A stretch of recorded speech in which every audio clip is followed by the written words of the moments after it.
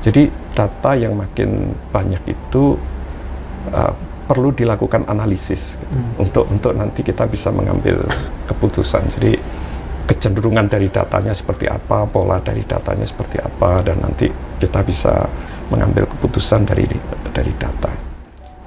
Kalau belakangan ini kita mengenal Graphical Processing Unit ini, GPU yang makin besar gitu, yang memungkinkan AI itu dapat dikembangkan dengan kemampuan yang luar biasa.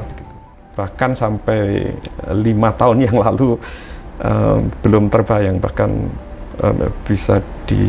bisa membantu gitu ya, membantu pekerja seni gitu, untuk misalkan menciptakan lukisan dengan gaya Avandi gitu, misalnya ya, dari satu foto tertentu, lalu stylenya entah gaya Avandi, Pablo Picasso atau Van Gogh dan sebagainya.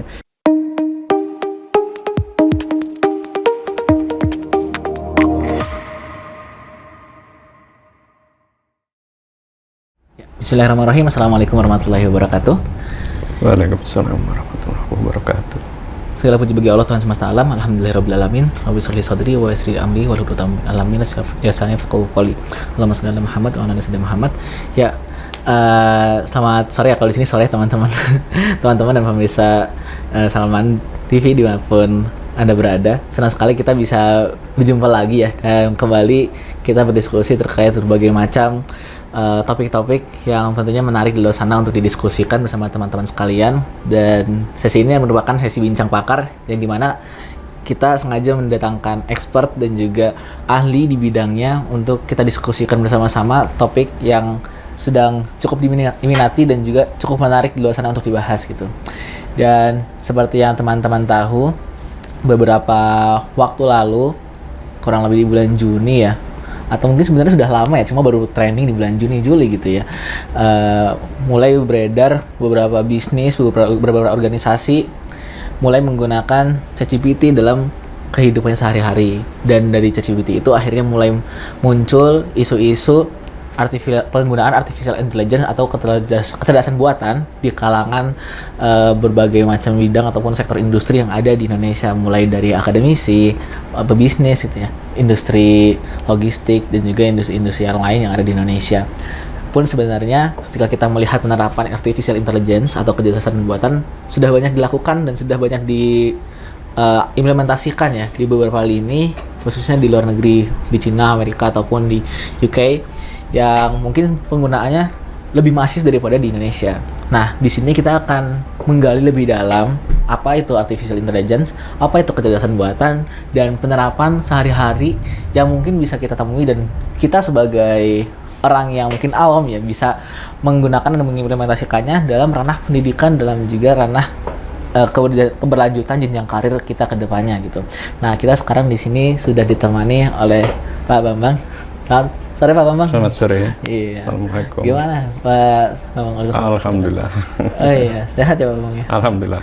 Iya. Sedikit mengenalkan ya teman, Pak Bambang ini adalah seorang dosen sekaligus guru besar di Sekolah Teknik Elektro dan Informatika Institut Teknologi Bandung. Dulu juga sempat mengenyam pendidikan di Teknik Elektro ITB ya, Pak Bambang ini. Dan beliau juga aktif di kelompok keahlian sistem kendali dan komputasi ya, dengan komputer itu.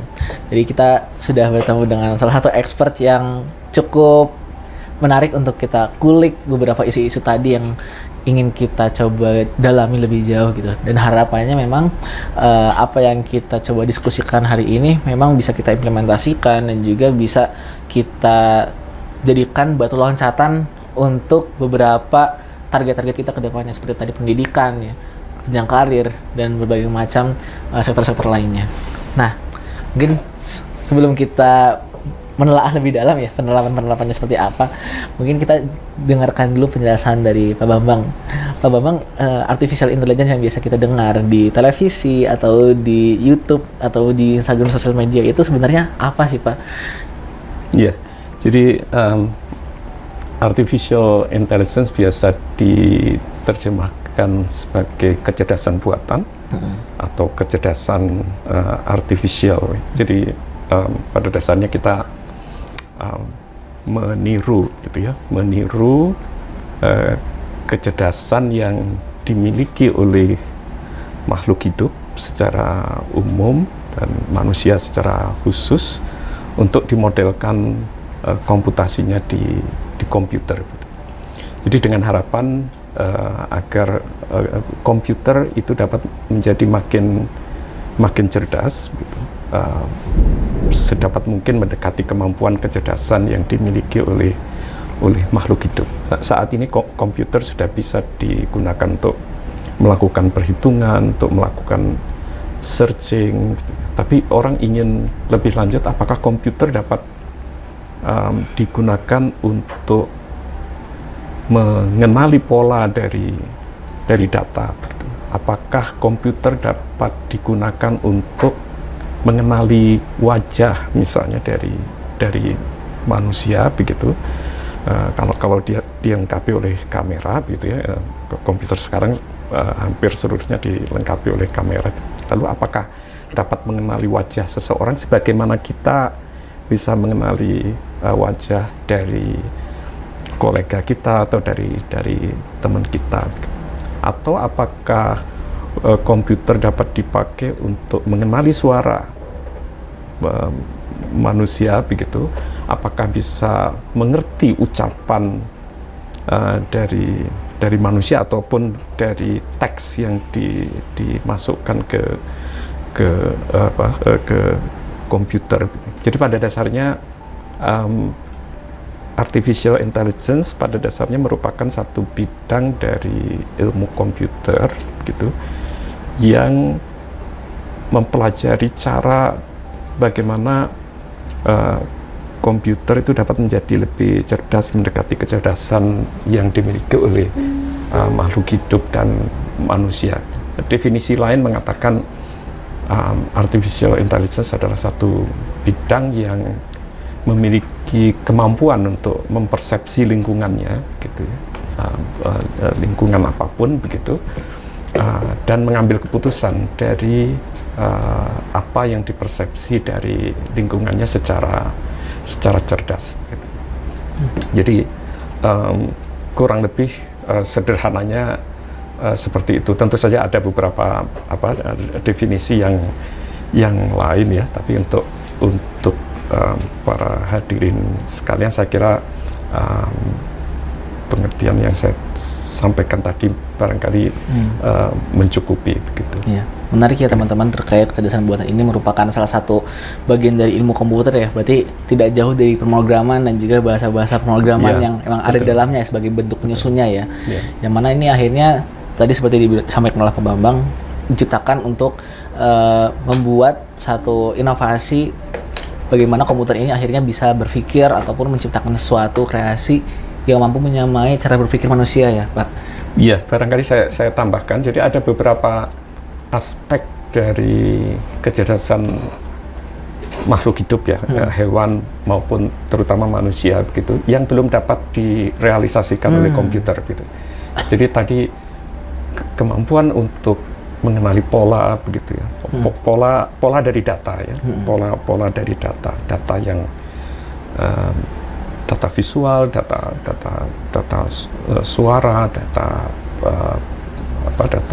dalam satu big data misalnya, itu satu hal. Lalu kemampuan manusia untuk mempelajari sesuatu dari contoh-contoh yang diberikan sehingga terakumulasi pengetahuan di dalam otaknya. Jadi satu mengenali pola, kedua kemampuan untuk melakukan learning atau pembelajaran. Jadi melalui mekanisme learning itu manusia memperoleh akumulasi dari pengetahuan. Kemudian kemampuan untuk berpikir,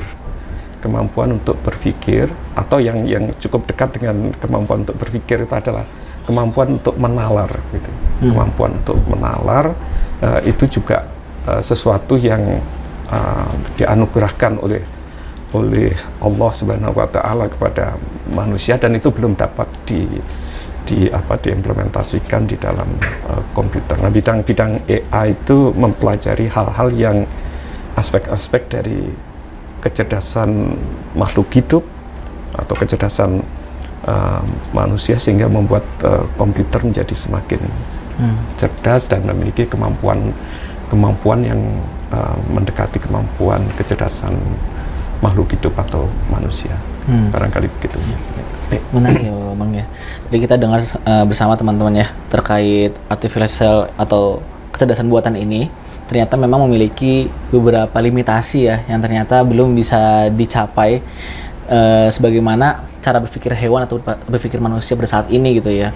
Mungkin hal-hal yang sederhana seperti mengenal pola dari data ya tentunya, yang mengenal beberapa petak-petak dari data itu menjadi kapabilitas yang sekarang sudah mulai berkembang dan juga akan terus berkembang seiring berjalannya zaman ya Pak ya? Benar. Jadi selalu bersifat dinamis gitu. Apa yang dikatakan atau apa yang saat ini sudah dengan mudah dipecahkan oleh komputer bisa jadi nanti pada 10 tahun mendatang tidak lagi merupakan bagian dari artificial intelligence gitu. Jadi pengertian atau definisi dari artificial intelligence sendiri bersifat dinamik gitu, berkembang seiring berkembangnya waktu. Kalau misalnya kita melihat landscape-nya pada hari ini kan artificial intelligence atau kecerdasan buatan ini berkembangnya cukup pesat ya Pak ya, di berbagai aspek di dalam kehidupan kita, bukan cuma dalam kehidupan bisnis atau komersial tapi juga dalam kehidupan manusia sehari-hari gitu. Nah sebenarnya apa sih Pak yang membuat artificial intelligence atau kecerdasan buatan ini mampu berkembang secara pesat, dan kenapa akhirnya artificial intelligence ini penting dan memiliki dampak yang besar dalam kehidupan kita, Pak? Ya, baik. Jadi paling tidak menurut saya ada 4 alasan mengapa artificial intelligence itu berkembang dengan sangat pesat ya dalam beberapa tahun terakhir ini, seperti yang mungkin di cover oleh berbagai media atau yang dapat kita temui di internet, sosial media dan sebagainya. Gitu. Yang pertama adalah perkembangan dari data.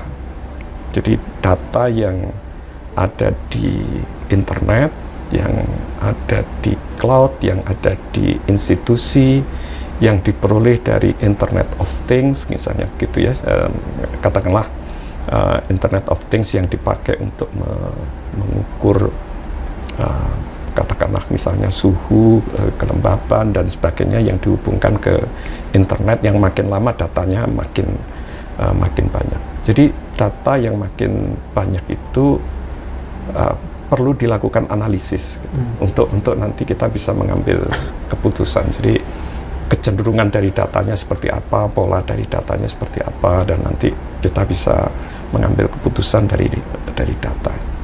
Jadi yang pertama adalah data yang makin berlimpah gitu. Kita mengenalnya mungkin sebagai big data. Yang kedua, karena algoritma ya, jadi algoritma dari atau paradigma ya, atau metode atau algoritma lebih spesifiknya itu berkembang sangat pesat gitu. Jadi seperti tadi kemampuan pembelajaran itu juga ingin ditiru di komputer. Jadi kita bisa memanfaatkan komputer atau software dalam hal ini untuk mempelajari sesuatu begitu. Jadi misalkan kita punya komputer dengan kamera, kita dapat ajarkan gitu kepada komputer itu untuk memiliki kemampuan mengenali wajah dari kelompok orang begitu misalkan. Jadi yang kedua terkait dengan perkembangan dari algoritma AI yang makin berkembang begitu, yang dikontribusikan oleh para peneliti AI di dunia. Yang ketiga adalah kemampuan dari computing, dari CPU begitu ya, atau kalau belakangan ini kita mengenal graphical processing unit, GPU yang makin besar gitu, yang memungkinkan AI itu dapat kembangkan dengan kemampuan yang luar biasa begitu. Dan itu biasanya apa yang disebut sebagai kita melatih model AI dengan data itu biasanya memerlukan komputasi yang sangat besar gitu. Dan saat ini berkembang graphical processing unit yang makin memiliki kemampuan komputasi yang makin tinggi yang memungkinkan kita misalkan untuk mentrain data dan menghasilkan model AI yang dalam tanda kutip pintar gitu. Misalnya seperti ChatGPT begitu ya, itu di train dengan data yang masif di internet gitu, dan dilatihkan ke dalam satu fasilitas komputer dengan komputasi yang sangat tinggi yang kemudian menghasilkan sesuatu yang pintar seperti ChatGPT. Kemudian yang keempat, alasan yang keempat jadi menjawab mengapa AI itu berkembang, itu adalah aplikasinya yang makin meluas gitu. Jadi saya kira hampir tidak ada bidang saat ini yang tidak dapat mengambil manfaat dari artificial intelligence, apakah dalam bidang trading, dalam bidang jurnalisme, dalam bidang pendidikan, kesehatan, logistik, olahraga, dan banyak bidang yang lain ya. Misalkan human resource development di organisasi gitu,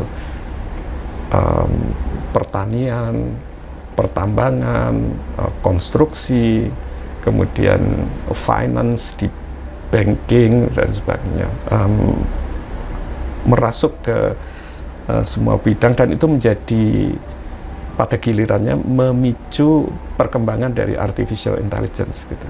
Jadi empat hal itu yang menyebabkan ini. Nah, pertanyaan berikutnya sebenarnya terkait dengan kalau saya mengelompokkan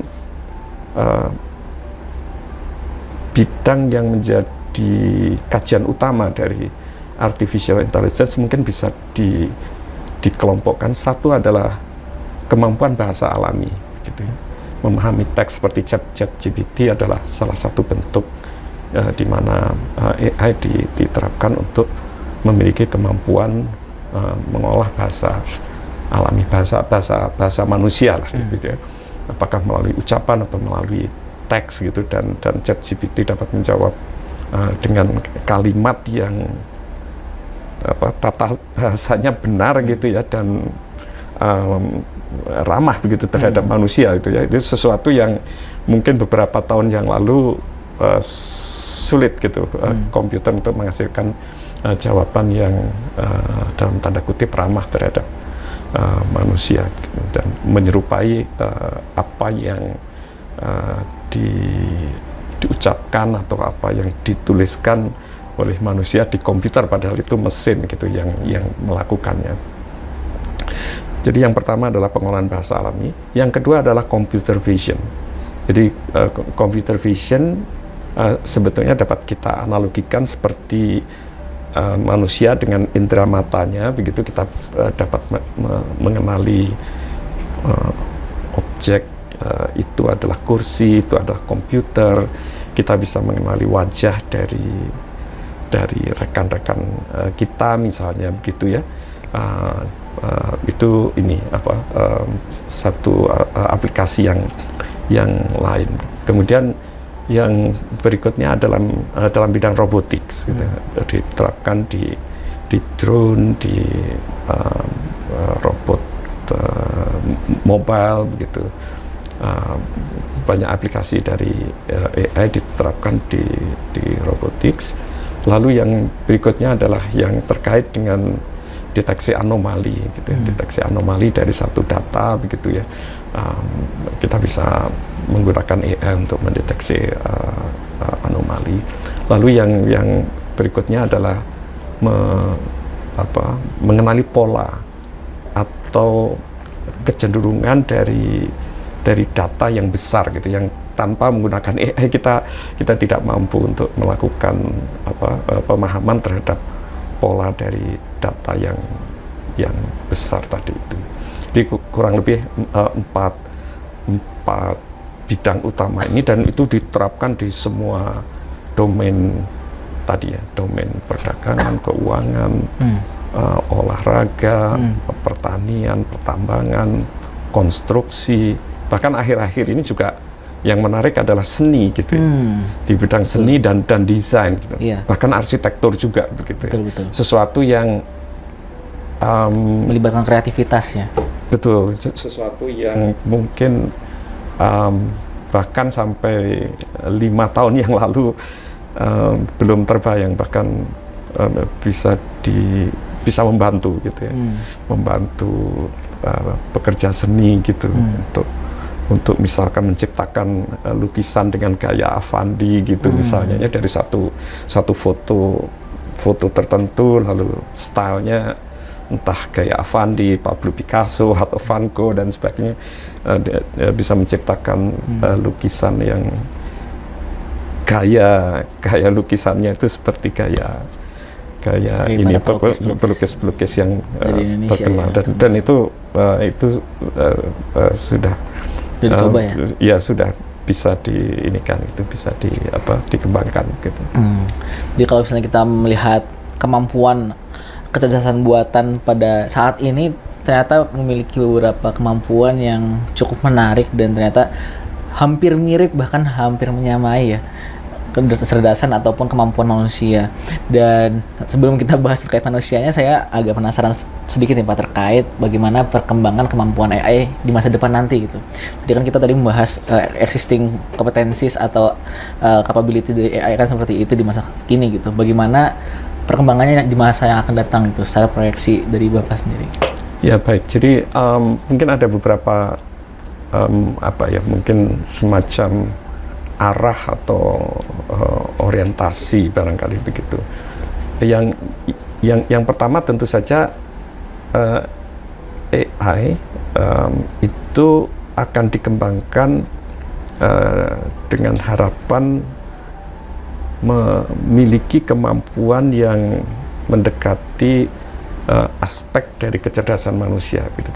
Tadi saya sebutkan kemampuan untuk belajar, kemampuan untuk mengenali pola, kemampuan untuk mengambil keputusan secara cerdas, gitu ya, kemampuan untuk mempersepsi lingkungannya melalui indera kita. Tadi saya katakan indera kita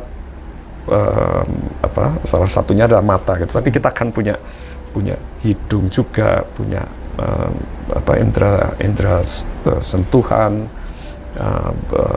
mulut dan sebagainya. Jadi itu kemampuan yang saat ini sedang diteliti gitu untuk AI agar berkembang. Itu yang pertama. Yang kedua adalah pada aspek yang mengandung creativity. Gitu. Ini memang di-challenge sih sebetulnya AI itu. Pertanyaannya apakah AI punya creativity gitu. Sampai 5 tahun yang lalu saya mempelajari